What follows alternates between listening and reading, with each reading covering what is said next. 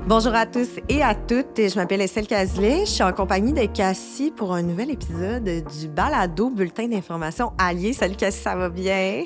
Super. Et toi, Estelle? On est genre... Tout le monde manque les trucs du départ, mais oui, ça va super bien. Aujourd'hui, Cassie, on est à l'épisode 3. Les deux premiers, donc le premier, c'était le milieu familial, les parents. Le deuxième, c'était la santé sexuelle, donc tous les professionnels, finalement, qui travaillent dans ces milieux-là. Puis aujourd'hui, ben, on s'attaque quand même à une grande thématique, une thématique qui est souvent et dernièrement beaucoup visée comme un milieu violent, le milieu des sports.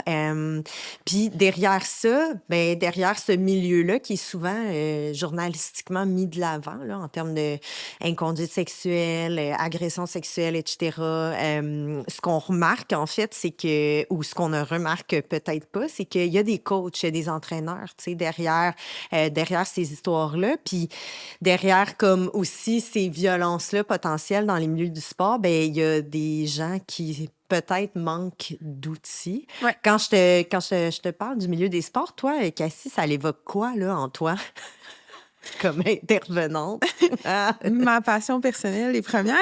Oui, ton gilet sport. Exactement. J'ai mis un gilet sport. Aujourd'hui, tout le monde... C'est moi fort. le sport. Ouais. OK. Ben, tu sais, mon contact avec le sport est peut-être un peu moins direct en général. Tu sais, je travaille peut-être un peu plus avec les profs d'éduc qu'on peut inclure un peu Oui, dans ces histoires-là des absolument. fois. Sinon, ben, tu sais, comme je vois des intervenants sportifs aussi au sein de l'organisme pour lequel que je travaille, il y en a beaucoup que c'est leur volet de prédilection. Mm-hmm. L'utilisation finalement des sports en intervention, Ouais. c'est très, très, très, très, très cool d'ailleurs, ça. Ouais.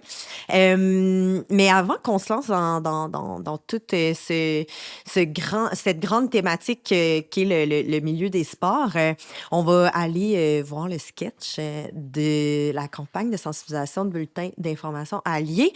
Puis, je vous dis un peu ce qui se passe dans cet épisode-là, que je vous suggère d'aller voir au complet, pas que le sketch.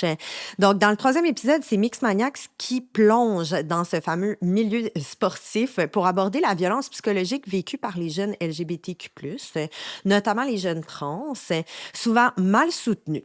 C'est une scène, finalement, de pratique de soccer qui illustre les maladresses d'un coach qui, malgré ses bonnes intentions, pour vrai, vous allez voir, reproduit des stéréotypes et crée des tensions dans l'équipe. Donc, l'épisode explore les défis d'être un ou une vraie alliée et l'importance de ressources adaptées pour rendre le sport plus inclusif. C'est pas une tâche facile, mais c'est ce qu'on essaie de dire là-dedans. Donc, il se conclut par une discussion avec Rosalie Maillot, qui est kinésiologue spécialisée en préparation physique des personnes queer, qui partage des pistes d'intervention fort intéressantes d'ailleurs, afin d'améliorer ces milieux-là. On regarde ça, Cassie, puis on vous revient tout de suite. Veuillez accueillir votre animatrice préférée, Mixmaniacs! Re-bienvenue au bulletin d'information allié. Et ce soir, je vous fais une promesse. Ça va barder dans votre écran et pas dans vos jambes. De toute façon, là, y a-t-il un sport plus violent que la boxe? Parce que c'est pas avec l'athlétisme certain sur un 100 mètres qu'on va se disloquer la mâchoire. Malheureusement, les personnes trans sont particulièrement la cible de violences psychologiques. Et même si leurs coachs sont bienveillants et ont des bonnes intentions, parfois, ils savent pas comment s'y prendre ou parfois n'ont pas les ressources pour les aider. Par contre, pas besoin d'avoir un manuel pour comprendre qu'être sexiste et transphobe, c'est vraiment hors jeu.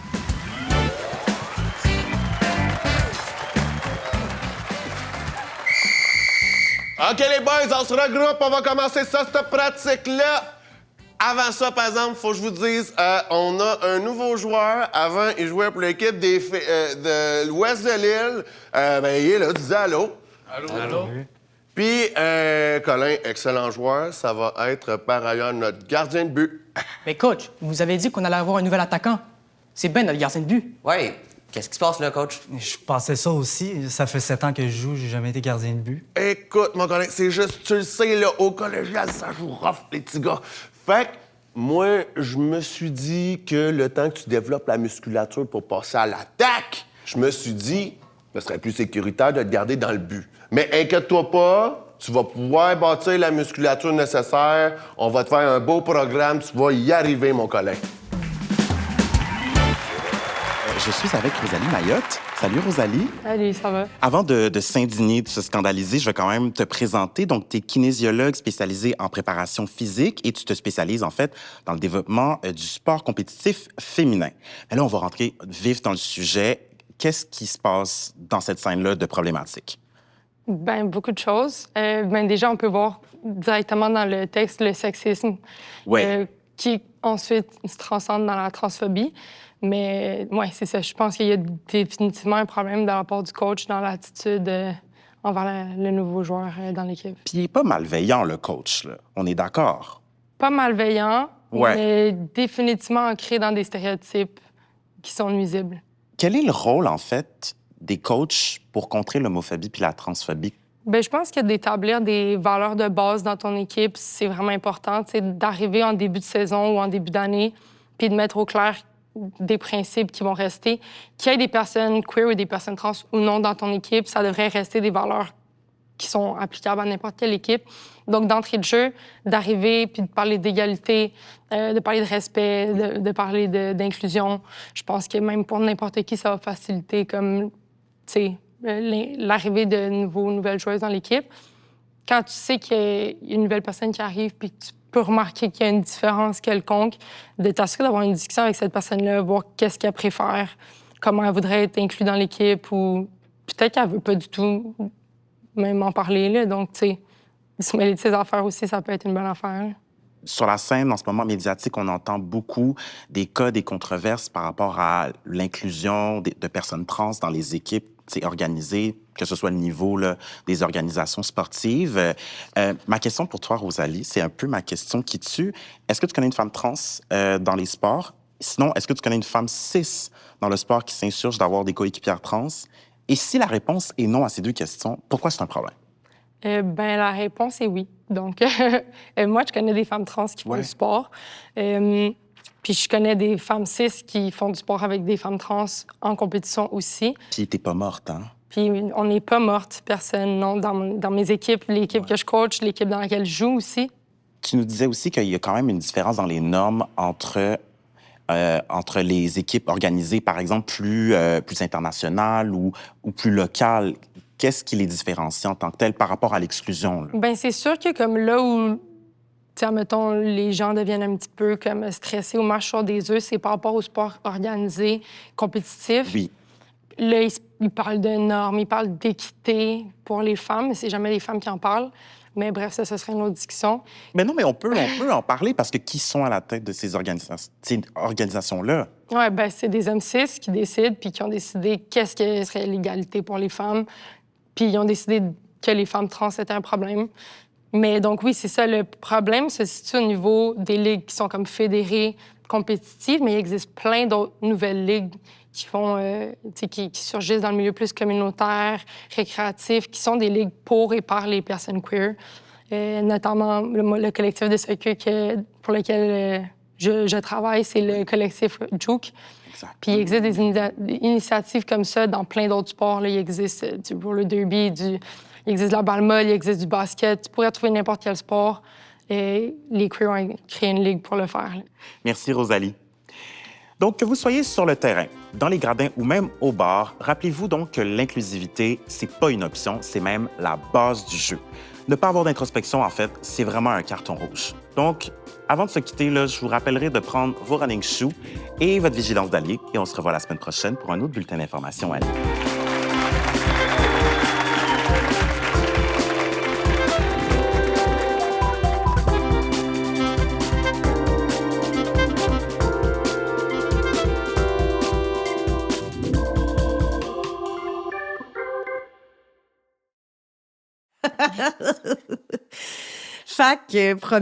Première réaction, Cassie, qu'est-ce que tu penses de ces petites remarques du coach? C'est comme un décalage entre le besoin ici et ce qui se passe réellement. Oui, il y a vraiment quelque chose qui se passe. Les petites claques sur l'épaule aussi, là, c'est quand même funny, fun, mais Il y a quelque chose de vraiment intéressant dans le fait de... Je pense que le coach n'est pas tant mal intentionné. Non, ben, tu sais, ici, comme, encore une fois, il essaye de son mieux avec Ouais. les outils qu'il a. Ouais. Est-ce que c'est la bonne chose à faire? Ben, pas tant, là, Mhm. surtout. Je pense que le fait, tu sais, on passe proche de hâter la personne ici. Ouais, on passe très proche de hâter la personne. Quand on parle de hâting ici, c'est vraiment quand quelqu'un révèle l'identité queer d'une autre personne sans son autorisation en public. Ouais. Puis Colin, tu sais, dans le contexte, il est très... il est quand même passing, tu sais, dans le sens où ça a l'air d'un petit gars. Oui, Ouais. tu sais, il est pas... c'est pas le plus grand de la gang, etc. Mais tu sais, comme pour les autres gars de l'équipe, tu sais, de peut-être avoir cette information-là, ça créerait peut-être genre un précédent aussi pour le joueur, là. Oui, tu sais, effectivement. C'est aussi de comme pointer une personne directement dans le sport, Ouais. dans l'équipe sportive. Ça, c'est peut-être pas nécessairement le meilleur pour la cohésion d'équipe. Surtout comme que quelque chose qu'on remarque beaucoup dans le monde des sports, c'est le rôle de la masculinité. Totalement. Puis ici, on va parler de masculinité hégémonique, qui est la forme de masculinité la plus valorisée et respectée dans une société donnée. J'ai tellement toujours aimé le mot hégémonique, là. Ouais, hein? C'est mieux que genre dominante ou il y a comme quelque chose d'encore plus Mais c'est ça, parce que justement, sans dire le mot domination, ben, cette masculinité-là, ça occupe une position de pouvoir et de domination sur les Exact. autres masculinités ou même la féminité et les femmes. Ouais. Fait que, tu sais, considérant que c'est quelque chose de très présent dans les sports, il faut quand même faire attention, nous autres, en tant qu'adultes, quand on travaille avec des jeunes. Hein.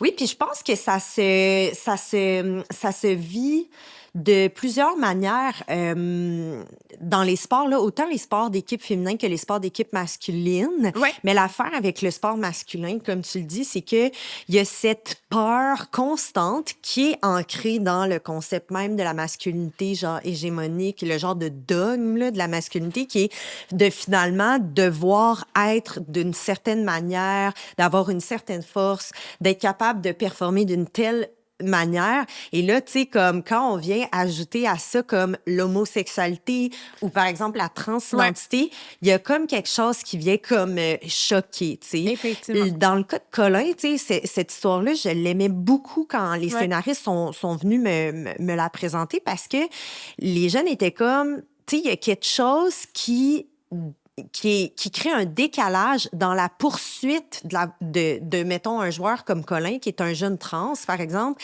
à développer ses capacités puis sa physionomie, finalement, dans son sport. Il y a une jeune de mon comité jeunesse qui m'a parlé d'un ami qui est là, tu sais, à un moment donné, puis elle me disait, tu sais, il est arrivé, mettons, à secondaire 5 pour faire les try-outs, genre de football ou de soccer, puis, tu sais, il n'a pas été pris, mettons, puis c'est un jeune trans.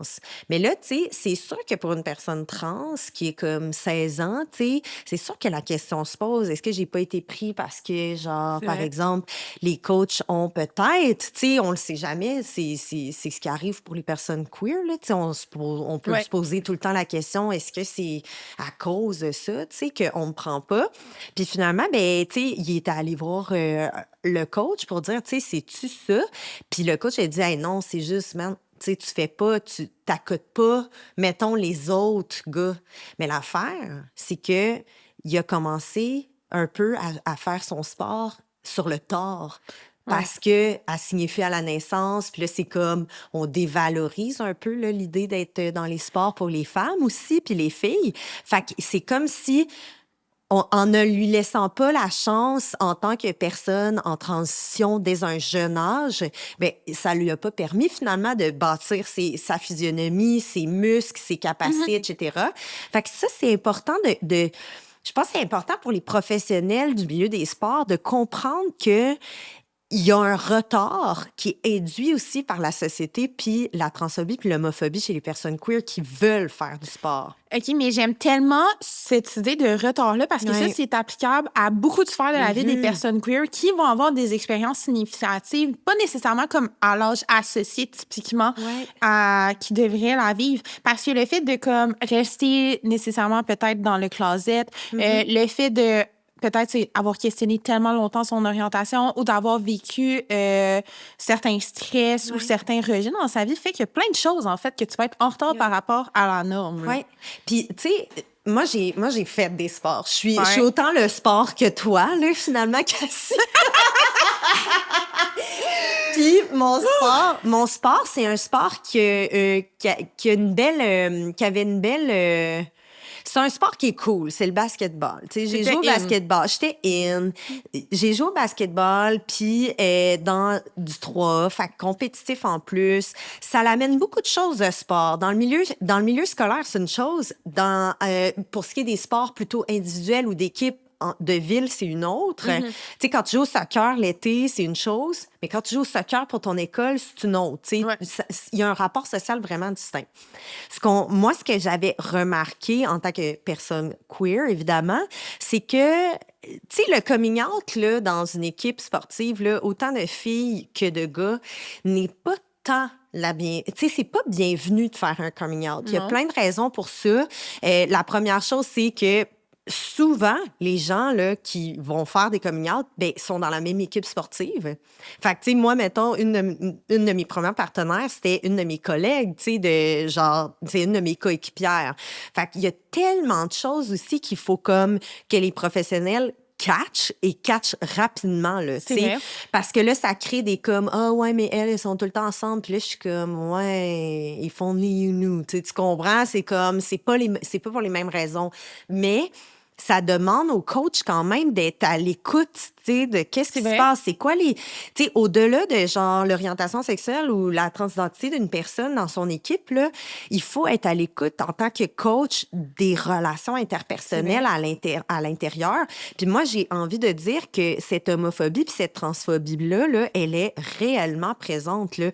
Moi, tu sais, on s'entend, tu sais, je suis pas si vieille encore, j'ai 35 ans, mais je me souviendrai toute ma vie qu'une de mes amies qui avait fait son coming out tardivement dans les sports parce que, justement, elle savait qu'elle avait l'intuition. Tu sais, ça, c'est fou, là. Les jeunes ont l'intuition, OK, que de dire ça, ça va être mal, tu sais, à leur équipe. Peut-être un peu moins aujourd'hui, mais elle l'avait fait tardivement après le secondaire, après le cégep. Puis, une de ses coéquipières lui avait dit, avoir su, je me serais pas changée devant toi. Puis là, c'est comme, don't flatter yourself, comme c'est pas nécessairement, t'attires peut-être pas la personne lesbienne ou queer. Et ça, Cassie, ça se passe dans les vestiaires. Ouais. Ça se passe littéralement dans les vestiaires. Ça se passe dans des lieux intimes qui sont dans des lieux publics que les coachs ont rarement accès à. Mais j'aime ça, le fait que ce soit, que tu nommes le côté intime de la chose. Oui. Tu sais, on a discuté justement dernièrement que les profs d'éduc qui n'ont pas de formation par rapport à l'éducation à la sexualité. Ouais. Puis peu importe le type, là, il y a plusieurs sphères à l'éducation à la sexualité dans la vie. Puis je pense que c'est quand même quelque chose qu'il faut réfléchir collectivement à peut-être impliquer parce que le sport sert quelque chose d'intime. Je veux dire, surtout là, des sports où est-ce que tu es proche physiquement d'une personne. Absolument. Là, des fois, ça peut éveiller des choses en toi. Puis même pas, genre, je parle même pas de sexualité ici, mais aussi, genre, émotivement. D'avoir un contact avec les autres. L'intimité constante, genre, si tu pars en voyage avec toute ton équipe, à un moment donné, pour un tournoi, il y a une intimité qui se crée, là. Il y a des choses qui peuvent arriver. Puis là, on le sait aussi, comme qu'il y a eu plusieurs crimes sexuels reportés dans des équipes sportives.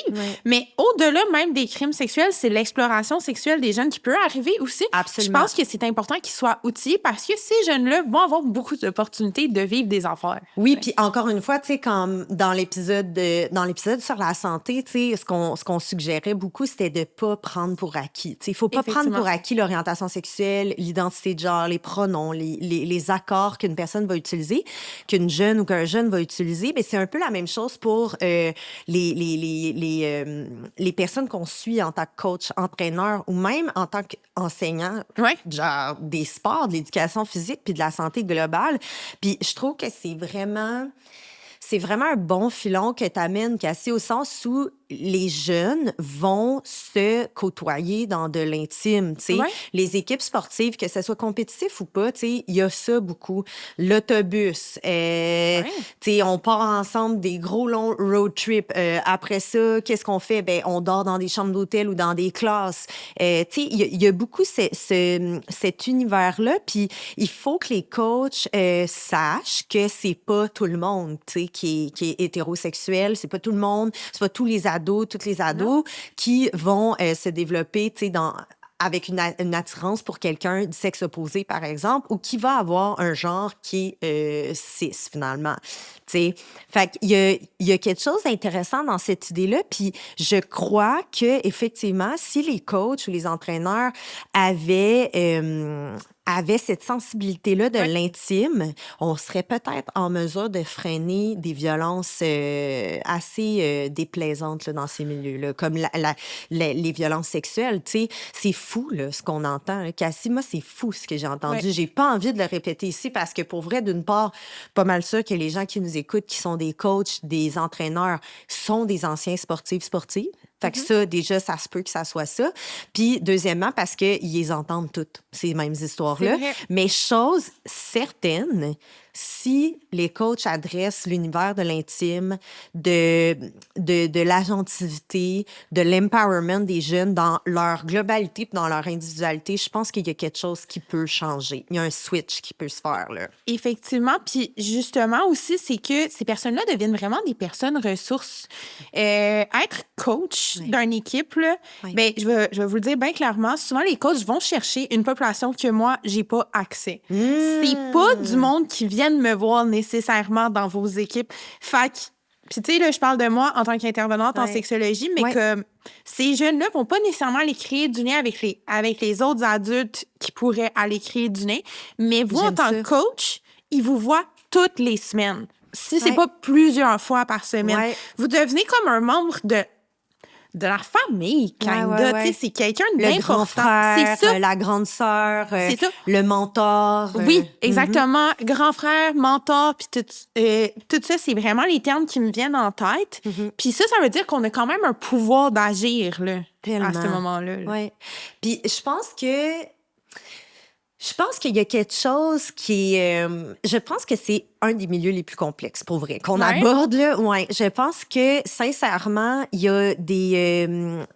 a vraiment un engrenage. Il y a des engrenages dans le milieu des sports. Tu sais, on va souvent pointer du doigt certains sports comme des sports très homophobes, transphobes, pas inclusifs, violents, là, tu sais, masculins, voire, là, tu sais, versus d'autres moins. Mais l'affaire qu'on constate, tu sais, post-MeToo, là, post-même genre pandémie qui nous a permis de comme prendre un break de ces milieux-là, d'y revenir puis faire il à ta peu, là, d'être capable de mieux observer aussi les milieux. Mais on se rend compte que, tu sais, les milieux sportifs, malheureusement, tu sais, sont teintés de violences psychologiques, sexuelles, physiques même. Puis il y a quelque chose qui... nous demande, tu sais, à toutes les personnes qui s'impliquent dans les sports, d'essayer de freiner considérablement tout type de violence. Tu sais, je pense que il y a... Puis en plus, le coaching, là, c'est tellement incroyable pour ça, là, parce que on peut coacher des jeunes, tu sais, à dire « Hey, dans l'adversité, là, qu'est-ce que tu vas faire? » C'est vraiment ça, le sport. Dans l'adversité, qu'est-ce que tu vas faire? Quand tu vas ressentir, mettons, genre de l'animosité, mettons que t'as de l'animosité à l'égard du queerness, qu'est-ce que tu vas en faire? Est-ce que tu vas, genre, être la première personne à faire une faute? Non. Ça se peut que tu dois faire un petit step back. Qu'est-ce que je fais? Qu'est-ce que je vais faire dans cette situation-là? Pourquoi j'aurais de la haine à l'égard de cette personne-là? Tu sais, tu peux pas être haineux, hein, dans le sport, là. Si t'es haineux, ben, tu croules puis tu joues mal. Tu peux être agressif, mais tu peux pas être violent dans les sports. Il y a comme... faut toujours que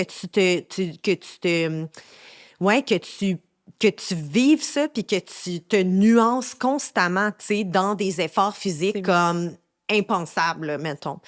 Je pense qu'il y a beaucoup de choses à faire, mais très peu est aussi très bien. Genre, je sais pas, moi, réagir, tu sais. C'est Ça vrai. serait le fun, ça, réagir. Et effectivement, réagir, justement, le fait d'être dans ces milieux-là, on les entend, les conversations. Là. On l'entend, genre, le propos misogyne dans l'équipe. Là. On l'entend, le propos homophobe ou transphobe des jeunes. Puis, je comprends que des fois, tu sais, c'est quand même intimidant. Là, je donne beaucoup des exemples d'équipes de gars, là, parce que... Ben, je pense que c'est voulu. Je pense que c'est Effectivement, important. mais je peux comprendre que c'est intimidant de réagir devant 20 bros qui ont des propos homophobes. Ouais. Je comprends. De dire, hey, c'est, tu sais, not cool. Mais le fait de rien dire vient aussi affirmer que c'est correct de le dire. C'est comme si on laisse ça faire en tant qu'adulte, on envoie le message aux jeunes.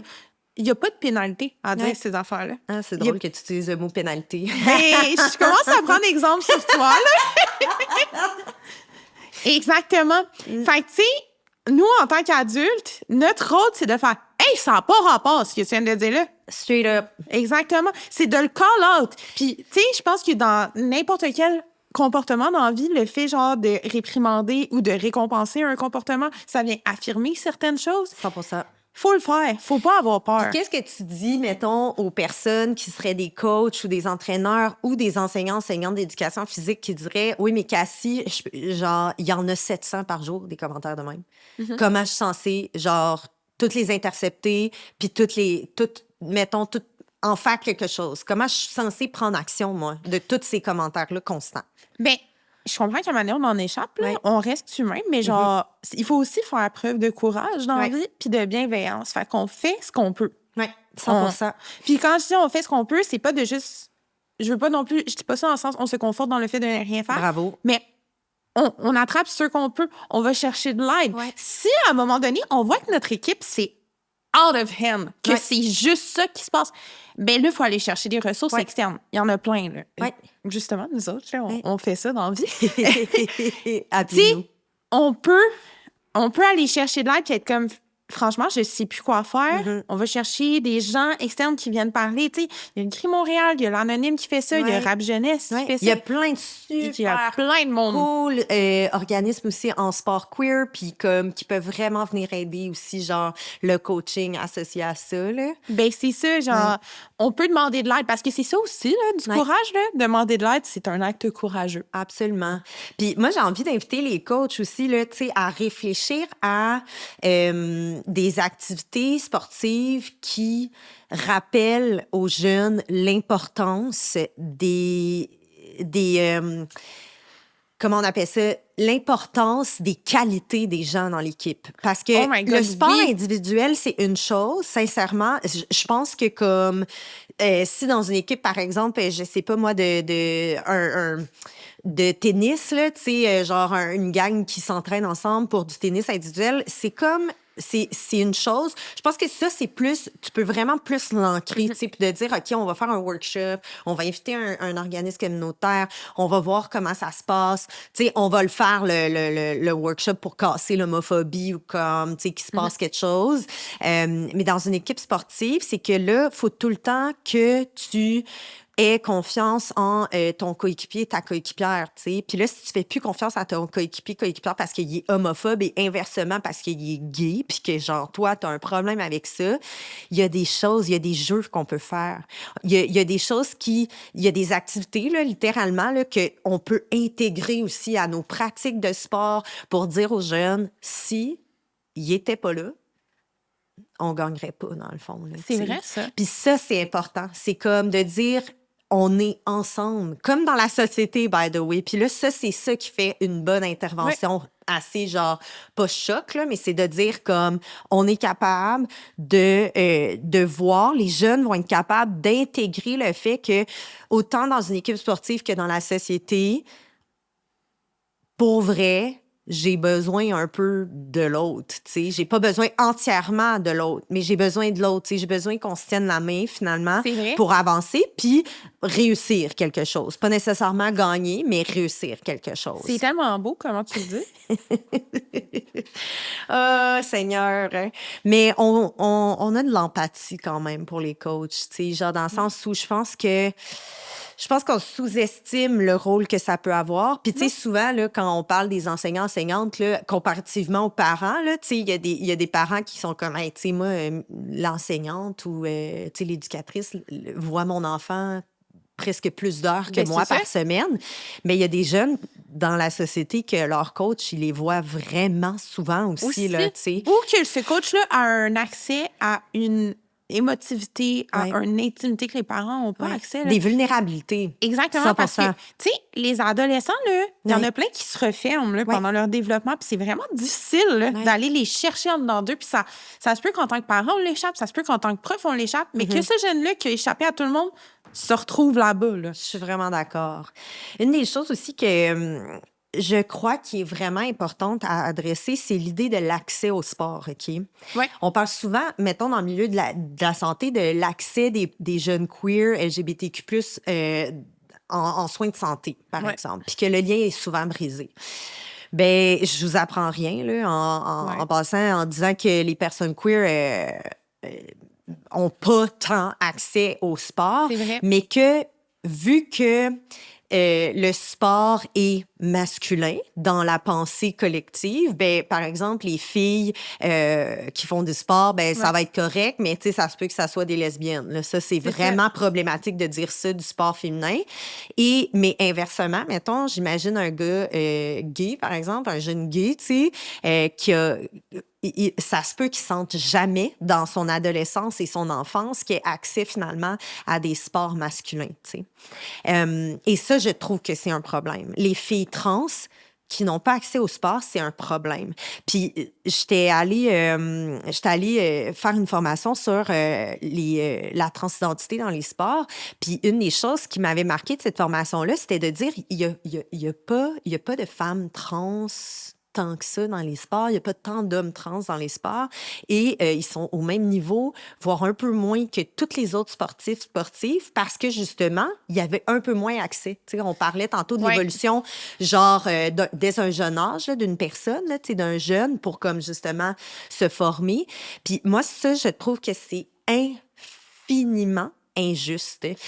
Le corps humain, là, quel qu'il soit, là, indépendamment de l'identité de genre ou de l'orientation sexuelle, a le droit de se mouvoir dans l'espace comme on lui espère, tu sais. Mais j'aime vraiment ça, ce que tu me nommes, parce que j'ai déjà vu des enjeux, mettons, dans des classes où est-ce que le ou la prof ne savait pas où mettre la personne trans dans les équipes, parce que souvent, il y a comme une division genrée des sports. Des sports, oui. Puis ça, je pense que c'est une critique que j'ai à faire des fois dans le mode des sports, c'est que la division genrée, c'est pas tout le temps l'idéal. Des fois, ça pourrait être une division par capacité. J'aime ça, ce que tu dis, Cassie.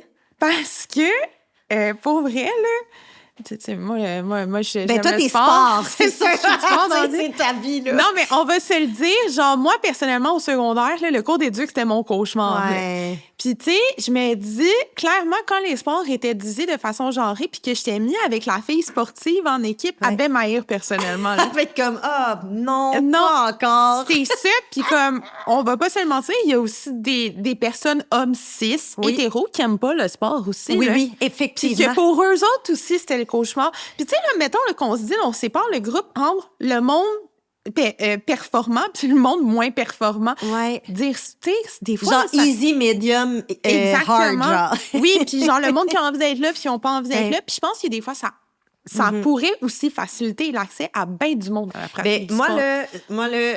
Moi, je suis sport, là, et j'abonde excessivement en ton sens. Tu sais, moi, je faisais un sport-études basket. C'est ça. Et on faisait... Donc, j'avais un cours d'éducation physique de basket, puis j'avais du basket. Fait que j'avais du basket, dans le fond. Puis le cours d'éducation physique, c'était mixte, OK? Fait que c'était toutes les gens qui avaient décidé de venir, dans le fond, qui s'inscrivaient dans ce cours d'éducation physique spécifique-là. Mais c'est Cassie, les gens oublient que la mixité, là, c'est une force, genre.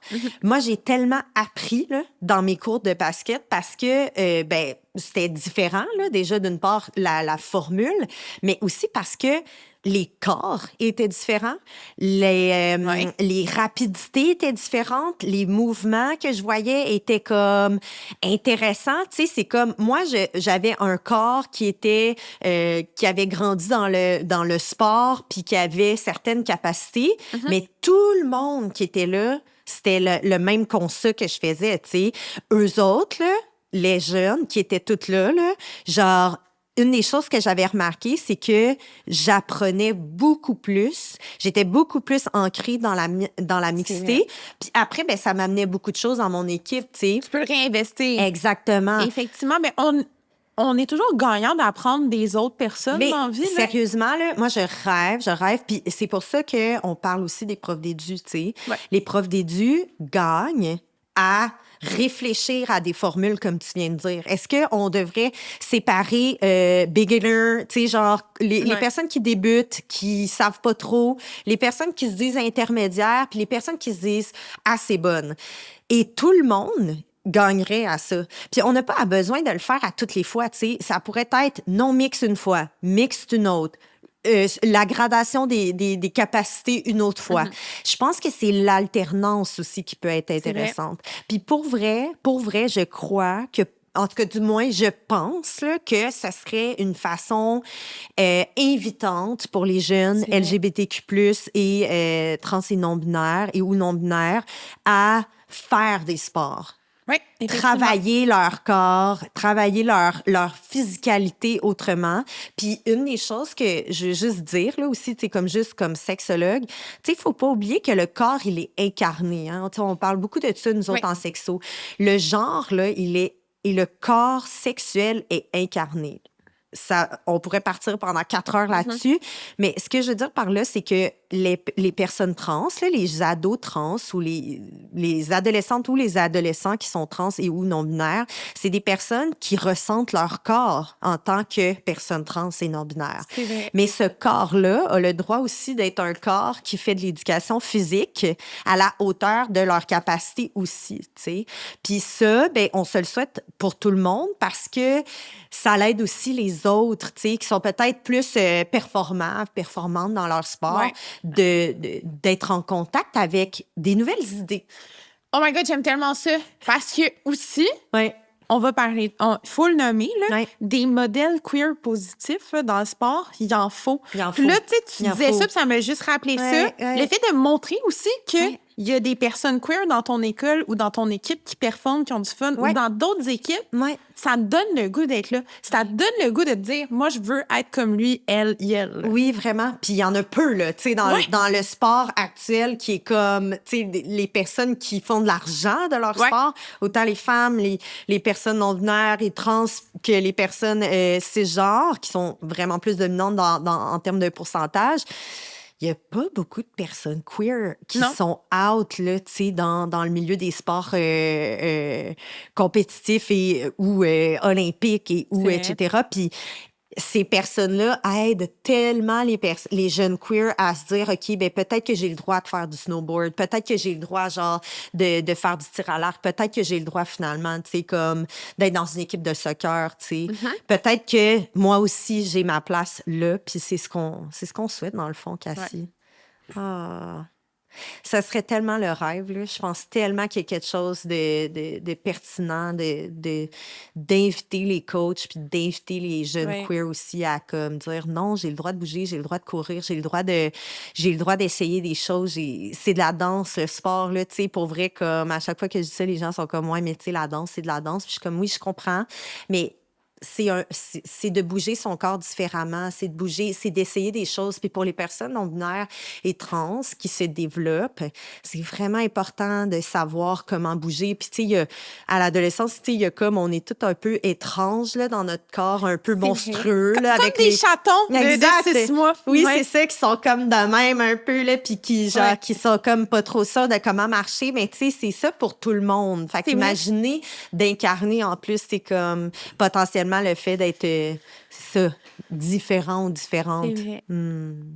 Qu'est-ce qu'on souhaite aux coachs, là? On souhaite un plus grand allyship quand même. Ouais. Tu sais, on souhaite que les espaces soient plus sécurisants pour tout le monde. Tu sais, oubliez pas, on parle beaucoup des jeunes queer, for sure, mais c'est vraiment important de penser à l'inclusion des jeunes. Puis aussi, je veux quand même donner un mot doux aux coachs, personnes dans le sport, parce que dans les dernières années au Québec, avec toutes les dénonciations qu'il y a eu, je sais que ça a brassé dans vos milieux.